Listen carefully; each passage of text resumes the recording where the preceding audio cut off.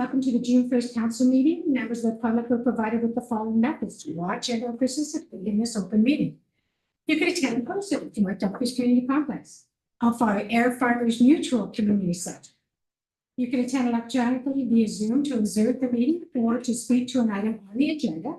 You can watch the live stream by accessing the Township's YouTube page. Written comments have been provided to the clerk and given to council and form part of the public record. Before we begin, I'd like to take a moment to acknowledge and thank everyone for joining us this evening. We appreciate your participation. As we come together to serve the community, I ask that we create a welcoming and positive environment for everyone that includes respect. That we listen to each other with care, speak thoughtfully, and engage kindly with one another. Kindness. That we treat everyone, council, staff, and the public with respect and understanding and inclusion. That we embrace diverse perspectives and respect each other's opinions. Together, we can make this meeting space one where respect, kindness, and inclusion are at the heart of everything we do. Behavior that's disrespectful, disruptive, aggressive, or intimidating will result in individuals being asked to leave the meeting. And now I'd like to call the meeting to order, and can I have approval of the agenda, Councilor Austin, please? Moved by myself, second by Councilor Rowland, that council adopt the June 1, 2026 council meeting agenda as presented with the following agenda. I have correspondence received for 1121, report number BLE 05-2026, backyard chicken bylaw. All those in favor? Carried, thank you.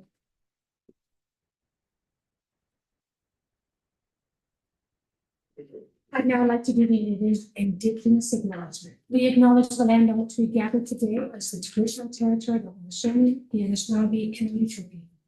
We acknowledge the enduring presence with the Indigenous people with whom we share this land today, their achievements and their contributions to our community. We offer this acknowledgement as an act of reconciliation between Indigenous and non-Indigenous peoples of Canada. And over the past year, 2 years, I've come to truly respect and like to work. I'm working with these. And they do treat us with respect. And that's all we ask for is respect back. And that's the way we were raised in this country. You give respect first and people has to lose it. And I guess the Indigenous thought we had lost that respect. And they're giving us that opportunity to return it again and to get it back. And we are making strides that way. So let's stop and reflect on that.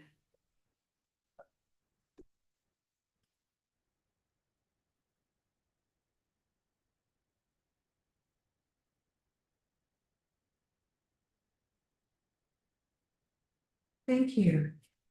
Is there any disclosure of pecuniary interest to the general nature thereof? Seeing none, we will go to request to lift items from the consent agenda. Are there any members of the public that wish to lift members of the council that wish to lift any items from the consent agenda? Seeing none, can we have the motion, please, Councilor? Move by myself, second by Councilor Osmer, that the following reports listed on the June 1st, 2026 consent agenda be received, and the recommendations contained within be approved and acted upon. Report number FD 06-2026 Fire Department Incident Summary, May 2026. All those in favor? Carried.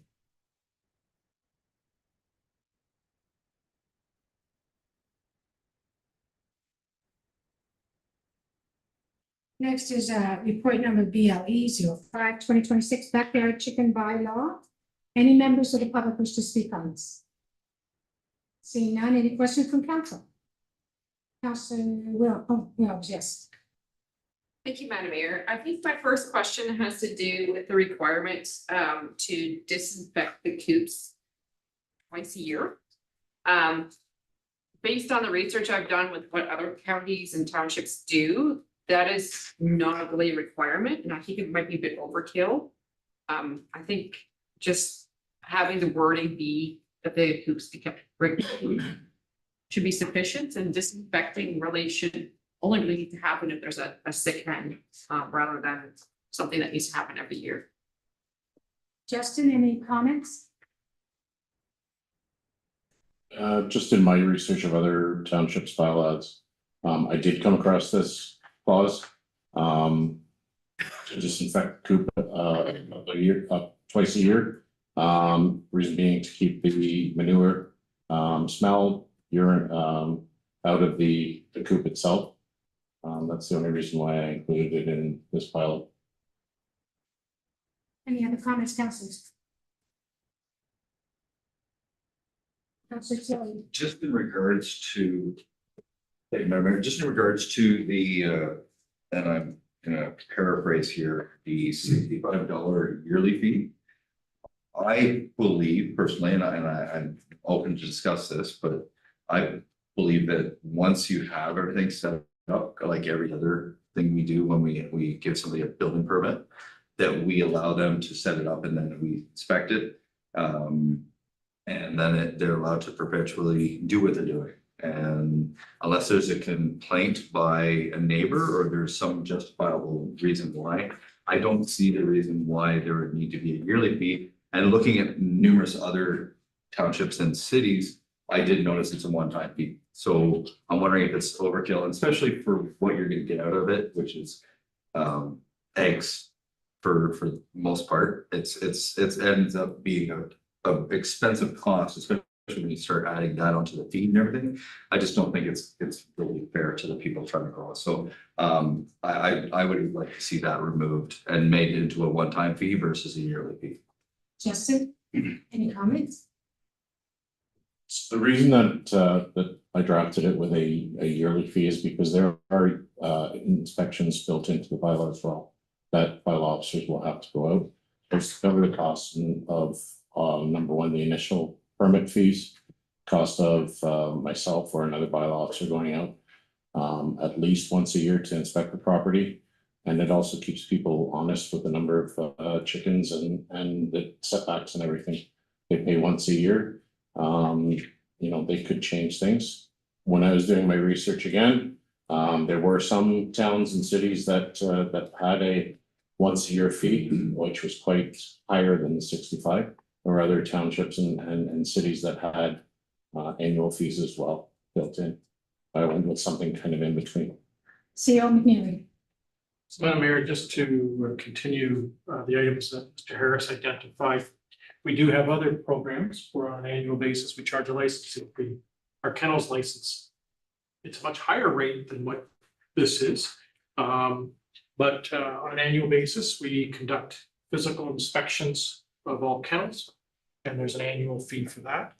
Our mobile food vendor program is an annual license. And there is a license fee applicable each year for that. The difference between this versus a building permit, for both the building permit and application fees, much larger by value. But once we have closed out the file, there is no further work that we would do unless the person applied at a future date to do something else that triggered a building permit, and then there's the requisite fee for that. So it is not similar to a building permit application. Similar to what we do for mobile food vendor, similar to what we do for kennel licenses, there's an annual inspection, and this fee at $65 does not cover the true cost of that annual inspection. It defrays the expense. Councilor Tilly, Councilor Watson.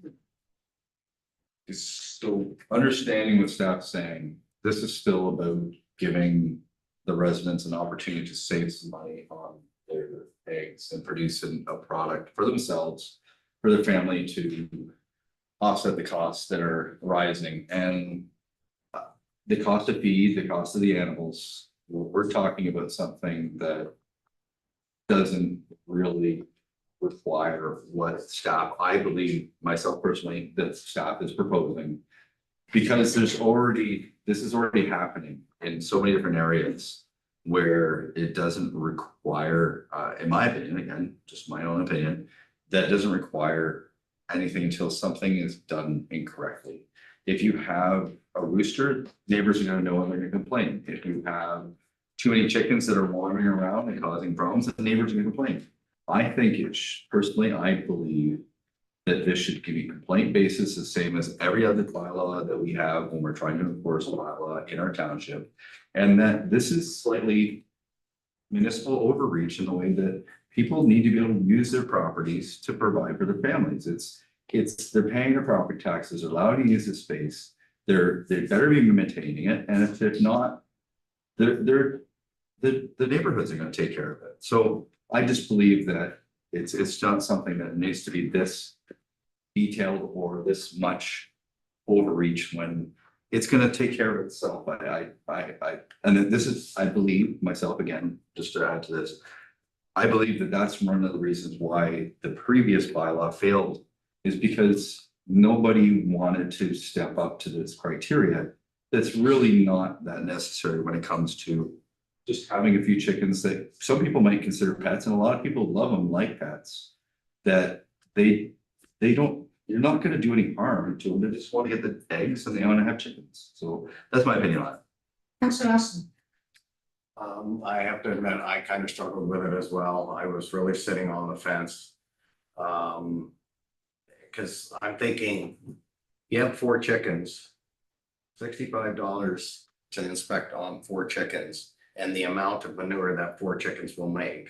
And people who, like, I mean, I grew up on a farm, we had 100 chickens, 200 chickens at a time.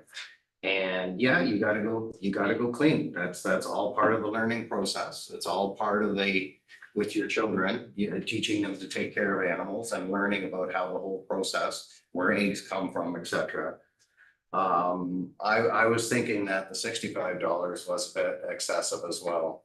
And also the fact that under 2 acres, you have 4 chickens. Over 2 acres, you have 10 chickens.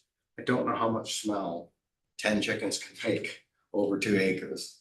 And even if we were to inspect, I think even doing it once a year would be plenty. But again, my opinion, from experience, etc.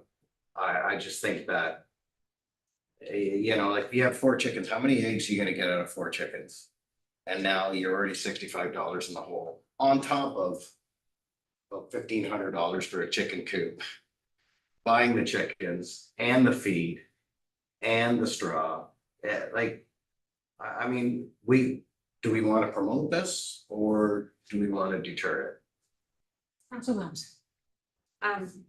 I agree with Councillor Austin and Councillor Attili, what they're saying here. One of the things I was wondering about that might alleviate, like one of the other things that other municipalities do if they have a one-time fee is they have the folks sign up for some sort of oversight program. So there's the CFO Family Food Program, which the County of Brant has folks sign up for. So they have a one-time fee of like $100 for an inspection or something. And then people need to sign up for that, and that will give them information if there's any concerns in the area about sick birds, if there's any wildlife concerns. So then they have that oversight, or that they have access to all that information through that program. And I'm just wondering if that might be an option as well, that people could do that instead of it, because that's basically free. And it's not like but then there's still that oversight. So if something does happen, they will still know, hey, I need my birds inside because there's some avian flu going on or something like that. See, excuse me. Seeing no other comments rejected, maybe other comments, Justin? No? Okay. Excuse me. I believe Councillor Lambs, you have the motion, please. Councillor? Would it be an opportunity to modify, or should we first vote and then see if there's? See, only thing what you guys said. So we have to, if council wishes to move in a different direction, we can do one of 2 things. You can either present the motion as presented and voted down, or the mover could approach the seconder to see whether or not they would entertain, I'll use the word friendly amendment. And if there is going to be a friendly amendment, what are you actually amending? So we'd actually have to be very, very clear in terms of what we're amending. So I heard 2 different things. One would be that you are looking at not requiring the annual inspection.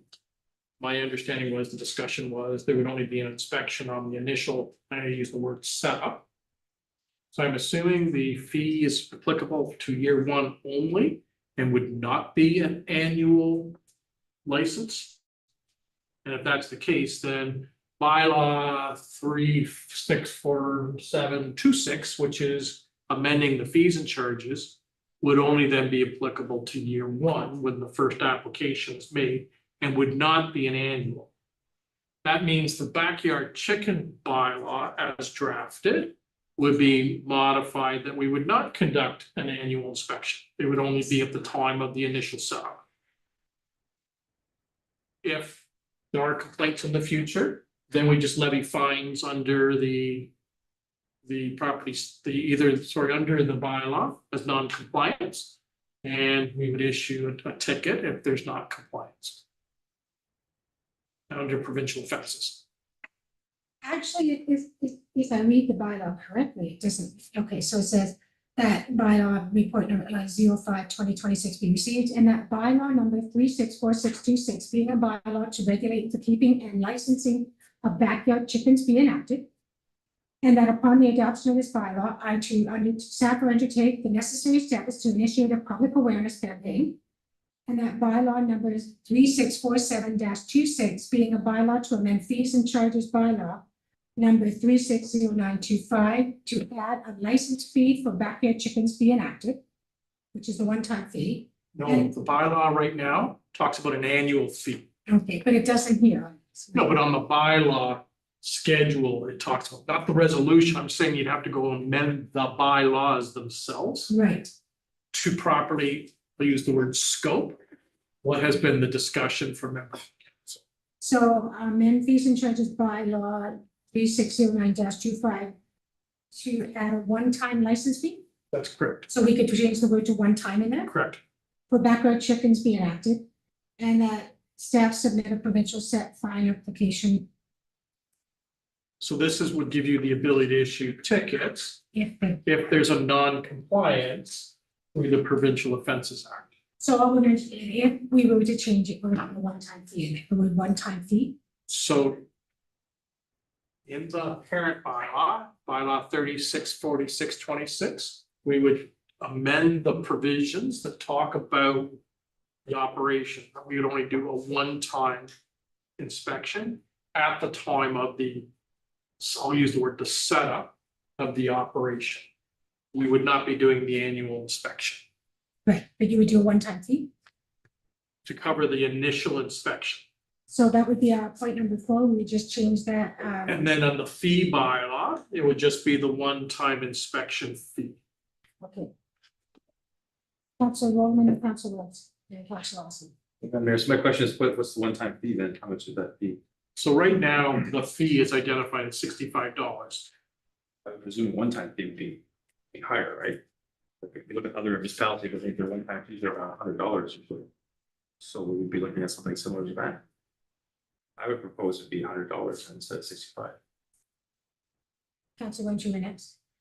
Yeah, I was wondering about, just going back to the CFO Family Food Program, I was wondering if staff had a chance to look at that or had any thoughts about this.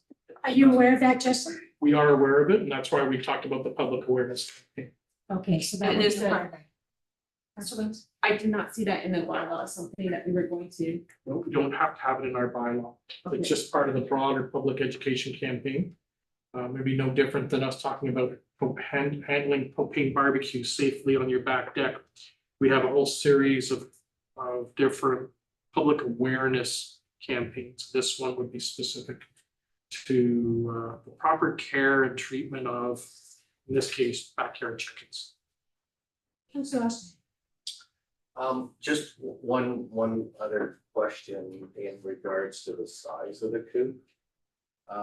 Is it the same size whether you have 4 or 10 chickens? 10 by 10, which is 100 square feet?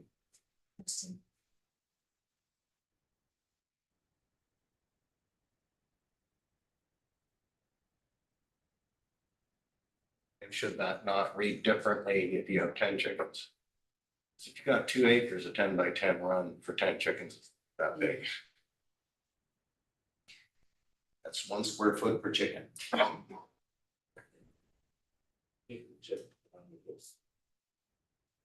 That was not written into the bylaw. So did you want to amend the bylaw for that as well, Justin? Do you think that's fair? So we'll actually have to go back and take a look at what the permitted density is, because the Ministry of Agriculture and Food actually has standards in terms of husbandry and dedication of square footage. different for each type of animal. So do we defer this, or do we just go ahead and make the changes? So if the direction from council is to come back with a future report, in this case it'd be the 22nd. What is going to be the license fee? I'm assuming based on the discussion, it's a one-time fee at the time of the proposal. And we would amend the bylaw to only require the inspection at the time of installation. And we'll truth out what the square footage of the size of the coop is based on the number of chickens. So if you have 8, it might be different than it will be at 10 versus 4. So we'll talk about a minimum, and then when you're over 4, how much square feet per chicken. Councilor Russell, And also, there's no definition as to how large the coop should be or how large the run should be. Like, when you say the coop, are you including in 10 by 10, are you including the enclosure and the run where the chickens are to run free? The run is different than the coop. The coop is the actual shelter where you can actually, I'll use the word, close the gate so that other wildlife predatory can't get into them. So there's no limits on the size of the run that the chickens can be in. There is a Outside. relationship to property setbacks. But if you have 2 acres, technically you could make it 30 by 20. Justin, You look at 3.35. Coops must have a ground floor area of no larger than 100 square feet. So there's your 10 by 10. Is that are you calling the coop the enclosure? Coop or is the enclosure. The coop is the enclosure. Okay, The runs, there is no maximum limit to the run. There are setbacks from the property lines. okay, so that's the definition. The coop is actually the enclosure. Correct. And okay, then my question's fine. I assume that a coop meant. A coop is a fully enclosed, weatherproof and ventilated building where hens are kept, in which the interior includes nest boxes for egg laying, perches for the hens to sleep on, and food and water containers. That then 10 by 10 is fine for 10 chickens. so CM here, do we defer this or do we turn it down and have it come back? So council can defer this. Council can provide direction. And then we'll return on the 22nd, which is your next regular meeting, with a cleaner document that then council can look at in the context of the amendments. If council wishes to entertain those discussions. And I'm assuming there's the truthing of the size of the coop based on the number of laying hens. There's the one-time fee. There's no annual license fee. And there's no annual inspection. That's sort of the summary of what I've heard from members of council. So, Councilor Russell, you need the motion, please? Moved by myself, second by Councilor Tilly, that BLA report number 05-2026 be received, and that bylaw number 3646-26 being a bylaw to regulate the keeping and licensing of backyard chickens be enacted. And that upon the adoption of this bylaw, staff are to undertake the necessary steps to initiate a public awareness campaign. And that bylaw number 3647-26 being a bylaw to amend fees and charges, bylaw number 3609-25 to add a license fee for backyard chickens be enacted.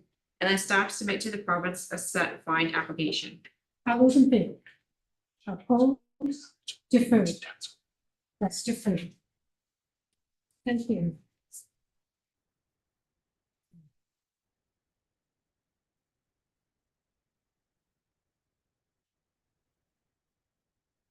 Eleven point two point two, report numbers PW 07-2026, engineering services for the assessment and design of Jedburgh Dam Bridge and Charlotte Road Bridge. Any questions from the public? Councilors, any questions? Seeing none, can I have a motion, please, Councilor Rowland? Yes, moved by myself, so by Councilor Williams, that peer report number 07-2026 be received. And the council award request proposal ND 2026 C12 RFP engineering services for the assessment design of Jedburgh Dam Bridge Shell Road Bridge to GEI Consultants Canada Inc. in the amount of $113,543 plus HST. And the council could contingency allowance of $23,000 plus HST for interior testing, inspection of permitting required for the project. The mayor and the clerk be authorized to sign all agreements to facilitate this work. All those in favor? Carried, thank you. Report number 16/2026 exemption to the dog and dog kennel bylaw. Number 3160-26. Kennel, existing kennel license at 1505 McLean Road. Anybody from the public wish to speak on this? Come up to the mic, please, and your name, please.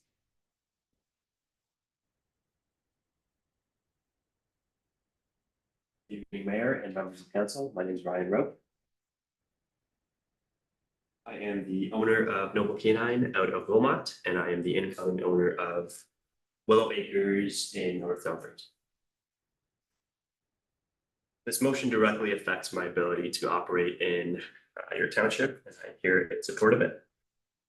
The residency requirement was, in my opinion, written for a different era, where it assumed kennels were smaller family operations with an owner living on site.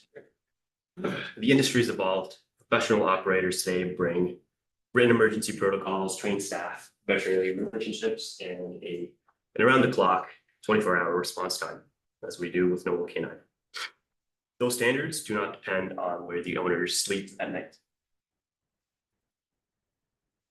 I'm not asking this council to lower its standards. I'm asking you to recognize that high standards can be met in-house and in more than one way. Most municipalities across Ontario do not impose this requirement. I think North Dumfries is an outlier and is limiting the quality of operators who can invest here and improve animal welfare outcomes. I'm committed to operating at the highest standard in this community, and I want to build something North Dumfries can be proud of. I appreciate your time, and I'm happy to answer any questions. Thank you. Next, council, any questions or comments? Council Austin? So, through you, Mayor to Brian. Yes. Brian. So you do have an employee that is going to live on the property, just not you as the owner. Correct. Any other questions? Seeing none, can I have a motion, please, Councilor Austin? Moved by myself, second by Councilor Roman, that CLK report number 16/2026 be received. And that council grant an exemption from the dog and dog kennel bylaw number 3160-20 to allow the owner of the kennel at 1505 McLean Road to reside off the property on which the kennel is located, with the provision that an employee associated with the kennel resides within the residence located at 1505 McLean Road and is identified by the owner as the responsible party. All those in favor? Carried, thank you. Thank you. Although I did like being an outline. You don't get to be Logan. No correspondence, anything for the mayor, so I suppose. I guess we're at the bottom. Is any other things, any other wish to speak up about? What are those? If we move 17, just one, 17/3. 7.1 and 17.2. Two bylaws and first bylaw were. Oh, first two bylaws were referred, yes. So see Carol and changes. So Councilor Axel, you'll be meeting that, but the first two are deferred, so we will eliminate them actually.